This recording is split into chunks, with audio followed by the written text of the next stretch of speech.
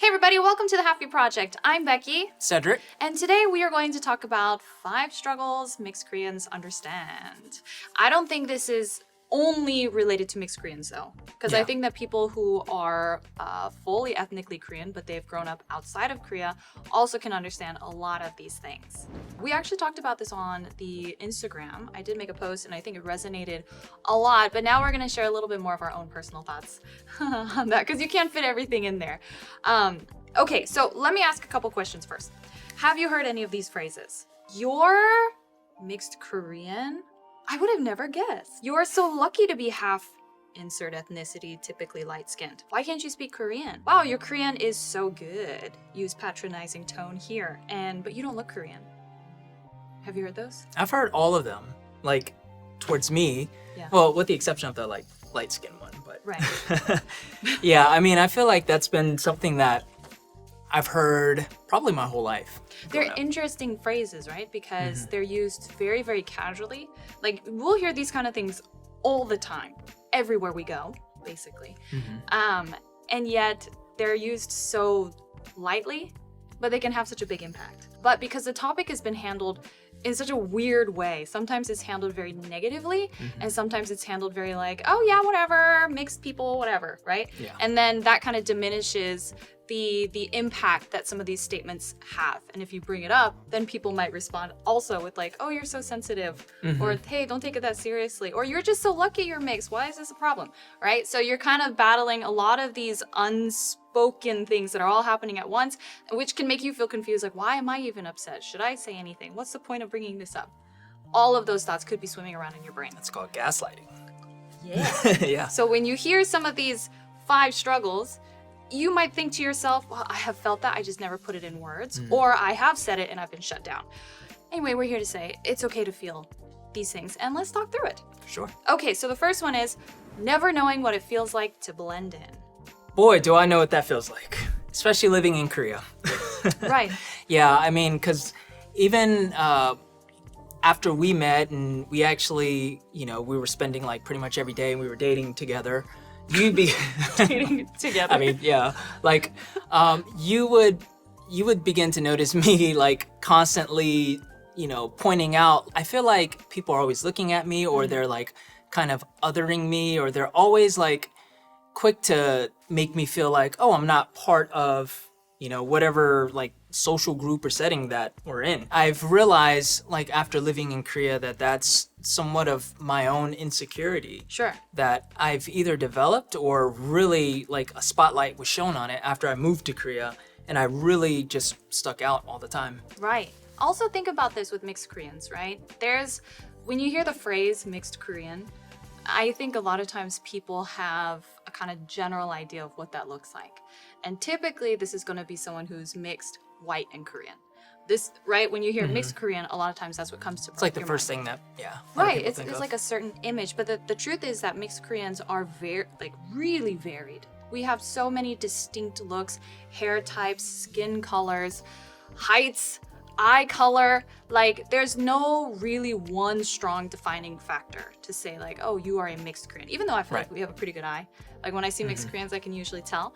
But the fact remains is that there's so many distinct features and looks that blending in is impossible. I think, you know, sometimes I've heard from people like, oh, when I went to Korea, I went back to the motherland, I was so excited to just be one among the Koreans. And if you're Korean, ethnically Korean, you can go there, and that's such a great experience to be able to just swim with the fishes and no other fishes are looking at you because you're just like all the other fishes there. Right. But when you're mixed Korean, that doesn't happen. When you go to Korea, it can feel like the spotlight's a little stronger. And same when you go to other countries. What is it like to go one place where everyone looks like you? It's a weird thing, right? Yeah. I think it's kind of using my fish analogy. A fish doesn't know it's out of water until it's out of water. When you're inside the water, this is just normal life. So it can feel that way to people who don't know what it's like to be looked at for looking different from the rest. So if you don't understand what I'm saying, that could be you. You're a fish in the water and you don't realize it. But for us, we are always aware. Right. You're always aware. And how you handle that is up to you, right? Kind of like what you said earlier, how you might feel like, oh, everyone's staring at me, and that's your own insecurity coming out. And you just have to deal with it on your own. Right. You know, Yeah. sometimes it's just, it is what it is, you know? So I think it's more of a thing, and you could look at it as it's kind of unfair, but it's something that I guess within ourselves, or I'll speak for myself, within myself, I just have to work that out and just sort of be okay with that at the end of the day. Yeah, there is something to be said about being with people who look like you. There's that familiarity factor. I think there's something so beautiful to be able to look into your parents' faces and be like, oh, this is where I came from. They look like me. I look like you. We belong together. Not everybody has that experience. And it then expand that on a bigger scale, going to a community. And you look around the community, oh, this is my community. They look like me. We all speak the same language. We all have the same faces and experience.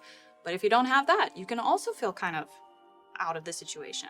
So feeling like you're never gonna blend in, I think is a really common and really reasonable feeling Right. that a lot of mixed Koreans carry. Okay, number 2, feeling like you're never enough. What does that phrase mean to you? Never enough. Feeling like you're never enough. I know I've dealt with feelings of like, I don't feel Korean enough, or more so, sometimes I do feel Korean enough in terms of like in the context of being in America and having my Korean American social group, because I understand everything culturally. I grew up around Korean Americans, but I don't know. I feel like it's more so like how I feel like other people perceive me. That's more the thing where I feel like, oh, I'm not Korean enough. Whereas when you have me like in a group of like my Black brothers and sisters, like I feel way more comfortable, and I feel like I don't have to prove myself. I'm just already sort of accepted, you know what I mean? And so that's been unique for me to like have to navigate. And so, you know, I have like friends in both circles, but yeah, it's just weird how I feel so different depending on the context. Yeah, because acceptance is nothing that you can force on. Like you can't force somebody to accept you. And yet so much of this feeling okay in our skin hinges on being accepted. Right. So this is where we're having this clash, because you can't make somebody accept you. You can dress the way they want you to dress. You can look how they want you to look. You can learn the language. You can act a certain way, adopt a kind of Korean personality to be accepted. And still in the end, they can just look at you and be like, yeah, but you're not Korean. So, right? And so all of that energy that goes into it just to not be accepted can be really defeating. Like we definitely have people who have talked to us about that, like where it can be a shock. You go to Korea and you live there for a long time and you speak the language since you were a young age, and yet when you interact with your Korean family, they'll always turn around to strangers and be like, oh yeah, she's, you know, British, she's German, instead of saying, yeah, this is my Korean niece or nephew, right? And so this feeling of not being accepted because you're just not enough, or whatever that line of you're enough to be accepted. Right. It's kind of arbitrary. Yeah. And I think maybe to kind of clarify also like what accepted means, like in my case, it's not so much like Koreans, for example, not accepting me, because they do accept me for who I am, which is, you know, a Black and Korean. But I think for me, it's the feeling of I don't want that distinction when I'm like around a group of Koreans. But I know because of how I look and the fact that I do have Korean language limitations, it's inevitable, you know? So it's just kind of this like weird struggle and battle that you go through. It's not that you're not accepted as a person, it's more so being accepted culturally, or being accepted as another full Korean or full Black or whatever. On top of being in these interactions where you're like proving I'm Korean enough, and then people ask you like, so then what are you? Are you Korean? What's your other half? Where are you from? Where are you born? Because they're using these questions to kind of gather enough information on how to react to you, right? And how to define you. Because, you know, like it or not, we do that with everybody. We have people in categories. It's really hard to ignore all of those outside factors or cultural factors and just view the person as themselves. That's very difficult to do, and we totally understand that. But when you get those kind of questions, or you're in those kind of situations, it's funny because it's kind of up to you to decide in that moment how you're going to react. Right. Right? Am I going to be like, "Ugh, I am such and such, right? Or am I going to be upset? Am I going to just be like, oh yeah, I'm from California, right? And just move past the topic? Or do you take that moment to be like, well, let me break down my ancestry and genealogy. You also can do that if you want, but that's up Right. to you. And it also is just kind of dependent on who you're talking to and what's your situation. I think a good example is like when we were in Korea. Yeah. It's those taxi ride conversations. Yeah. Where you have to make that decision. Do I let them know that I'm also Korean, Right. or do I just, I'm a foreigner. Right, you right. know? So Yeah. So you always have to make those decisions. You have to pick the right moment because it's not easy to bring Yeah. up all of this stuff at one time. There are loads of people somewhere in the world who just think I'm from New Zealand or South Korea or just whatever, because in that moment, I can see in their face, like, you don't really care to know. So just to make the rest of our conversation move smoothly, I just say one thing and let's move on. Right. Yeah. Okay, how about this one? Getting asked about your parents a lot. I was on set in New York and I sat down at a table with two models whom I'd never met before. One girl's black, one girl's white, then there was me. It was hi, hi, hi, hi. And I remember one of the models, she looked at me and she was like, so where are you from? I said, I live in New York, just say whatever. And she's like, no, but where are you from? I was like, I'm Korean. And she just scrutinized Classic. me more and she was like, you're not really Korean, are you? And I was like, oh, you got me. I'm half Korean. And she was like, oh my God, is it your mom or your dad who's Korean? It's like, my mom. And she was like, you're a military brat. Your mom knew what she was doing when she locked your dad down. Which is a really bold statement to make to somebody you just met for the first time, right? And she was like, yeah, because she knew she wanted mixed babies. Wow. How do you respond to that? Now, the craziest thing is this is not a one-off conversation in my experience. I've heard this a lot growing up. I've heard this a lot in lots of situations. And this is what I mean by this interest in your parentage and spoken so casually about it. Which I think is why talking about the mixed Korean experience in history worldwide and concerning adoptions, concerning 고려사람, concerning immigration and all of those things is important, because the more awareness you have, the more you can realize that can be a dangerous territory to wade into so casually. You don't know what my backstory is or my parents, right? Right. So it's just funny how it's a topic that can be handled so lightly. Right. And the probably one of the more common assumptions, especially here in the States, is, oh, your parents must have met through the military. Yes. Or your father or whoever was serving in the military met your other parent. And so, that is common depending on the area, but that isn't always the case. We're acting on assumptions. And a lot of the time, we do act on assumptions when we meet people, right? It's a fine line between just making an assumption about someone and just going with it as if it's true without checking that, and then having that assumption and being tactful or diplomatic or kind enough or compassionate enough or just having sense on how to navigate a conversation. It's not bad to talk about someone's parentage. It's not bad to ask me about, oh, is your mom Korean or your dad's white? It's not bad to ask those things innately, but it's how it's handled. And I think the attitudes surrounding discussing mixed race people is more of, you are a novelty that I want to learn about and look at, as opposed to get to know who you are. That's just my experience, but judging from the things that we've heard from many people, I don't think I'm alone in that. Always being suspicious about where you're from. I think especially in places like the US or maybe UK, you'll see somebody, or let's just say multicultural societies, where the assumption is that the mainstream race of people is white. Okay, so if you're coming in that kind of place, when people see you and they're like, wow, your English is so great, where are you from? Right? And then you have to decide, oh, I grew up where? But then inevitably, no, but where are you really from? Right? And so this I is think what I every single mixed Korean has probably experienced that at some point in their life, that question. Yeah, absolutely. And it can be really hard to answer sometimes because we don't know what they're thinking. Like, you don't know who the 상대방, the other person, is, why they're asking you that question. It just, again, points out the fact that, oh, they think that I'm not actually from here, So you're thinking why? I was born here, I was raised here, why wouldn't I be from here? This is America, you know what I mean? But you know, if I were to get that question in Korea, which I haven't from a Korean, like I'd be like, oh, that makes sense. You know what I mean? Right. Because obviously I don't look like I'm from there. But things are really changing in that regard as well, because you have a whole generation of mixed kids who are being born and raised in Korea who will inevitably and are being Right. asked that question. Well, where are you really from? Oh, so your dad Right. is Italian, right? Right? Because, well, parentage on the father's side is really important in Korea, but still it has to do with how you look. That's tied very closely with the feeling of being Korean or not. So that kind of question is interesting because coming from the opposite side, if you're born and raised in Korea and you got that question, you might feel exactly the same way, right? Like, what are you talking about? I'm from Korea.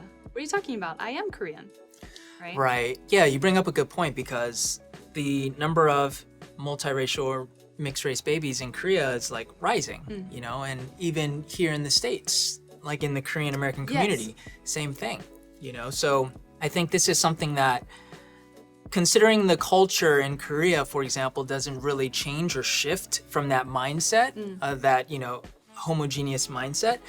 The kids that are growing up now that were born in Korea, that speak Korean, like that's all they know, they're going to be dealing with these questions probably from, you know, maybe some of the adults in society. And it's, you know, I'm curious how that's going to mess with them and how that's going to impact them. That is a whole nother topic. We should do a video on that, to be honest. Like talking about the way society and diversity is changing, the way the population is changing in Korea and what that's going to look like in the future. I think we should really talk about that in depth. But what I will say just right now is that it's inevitable that these kind of conversations are going to happen more and more frequently. And my hope, through maybe what we do at Halfie Project and other people who are studying Korean society and cultures, to bring awareness to this situation that mixed kids in Korea is going to be the next step, the phenomenon of the growing population. Right. And now our societal mindsets towards that going to shift as well. Otherwise, you can have Halfie Project Edition 2 in 20 years talking about the exact same thing, which we hope doesn't happen. Right. Right. Okay, the last one. Feeling the need to prove something. I think primarily in Korea.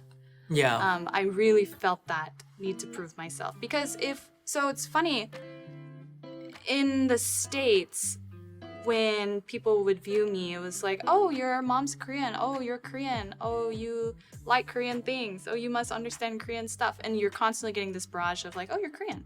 Whatever that means in the limited form of the sense where I was growing up and how I was growing up. But then coming to Korea, you come with this mindset of, oh, I'm Korean. And then suddenly you realize maybe your idea of what being Korean is only this much compared to the current modern Korean culture and society, idea of what it means to be Korean. Right. So you're constantly at war with my feeling of identity being rooted in being Korean, and then going to Korea where people are like, you're not Korean. And so you try to prove yourself, at least in my case, going to school, gaining fluency, working in Korean, like it's like you're checking off the list. If I do all of these things, then I can prove to you I'm Korean. Here's my little Korean ID card. Right. Voila. But that kind of ties in together with acceptance. So you always feel like you're trying to prove yourself, but you may or may not actually be accepted for it. Yeah, I mean, I can relate too, because like going to Korea, I remember the weeks and months leading up to it, I felt, because I lived in, prior to moving to Korea, I lived in a Koreatown essentially here in the States. And, you know, my friend group, my primary friend groups, you know, were all Korean Americans. Like I felt like just a regular Korean American, and I felt like, okay, you know, I'm decent with the language, not like perfect or fluent, but I was like, yeah, this, like I'm going home, like to the motherland. And so I get there and I quickly learn that, again, I'm not viewed as how I viewed myself, you know, from the general public. And so I did feel a need to, like, whenever I would meet someone new, I did feel like the subconscious need to like say, yes, I am half Korean, or my mom is Korean. I grew up, you know, eating Korean food, you know, kind of justifying my identity, or my, you know, my ethnic makeup and my cultural identity. And so I don't know if I was really consciously aware of it. I think to some degree I was, but, you know, I think throughout my time in Korea, I felt like I've had to do that. And coming back to the States, which is where we are now, I think whenever I'm in that Korean American bubble, there is something that like, that's in me that's like, I want them to know that I am Korean, Korean American, right? Like I don't need to be looked at as different. So I guess that is something, at least with me, that creeps up all the time, and that's that's a running theme, I guess, in my life. Yeah, it's difficult to address that because you might have fixed it within yourself, but the way outside communities and people react to, you can never control that. Yeah. So what is the answer to that? I think really just acknowledging that we are not that kind of Korean. The idea of what it means to be Korean is, I think it's really changing a lot. More than changing, I think it's expanding. We have a kind of limited idea of what it means to be Korean. And in reality, there's a lot of people who fall under this umbrella. So what kind of Korean? Are you another kind of Korean? Are you Korean but in this subset? That's just the way societies and cultures change and grow. And I think mixed Koreans are a really great example of that. And with the way Korean society and culture has historically been, so insular like this, and then you have mixed Koreans suddenly popping up and trying to change the idea of what it means to be Korean, naturally you're going to have this going on internally and externally. But I think really you yourself, if you're listening to this as a mixed Korean, I think the big key is just to be like, to understand that. What it means to be Korean, that definition is not solidly defined, despite That's good. how much people might act that way or think that way, especially in mainland Korea. And it's totally okay to not fall into that. Yeah, and so I think that's really the silver lining in these struggles, because yes, these are struggles that you and I have had to deal with, and I'm sure many of you watching and listening. But at the end of the day, we could be confident in ourselves that yes, we are who we are. We are Korean. Love me, hate me, accept me, or whatnot. Like we can at least go to bed at night knowing who we are, whether we're accepted or not. So easier said than done. But we have that power at the end of the day. Yeah. And I want to show you guys this this caricature we made. So we got married in August 2024. And while we were there, we got caricature done in Samjigil, in Insadong, right? And you could sit there, and then I was like, oh, we're getting married. Can you make a beautiful portrait of us and say, 저희 결혼합니다. This is what we made. I said, 예쁘게 그려주세요. I said, draw us beautifully. This is what they made. So I am fully Korean, and I look like I got a little work done, and Cedric is white. So I got a little Korean in there too. Yeah, we have a little bit going on. They got my eyebrows. That's why, they got your eyebrows right.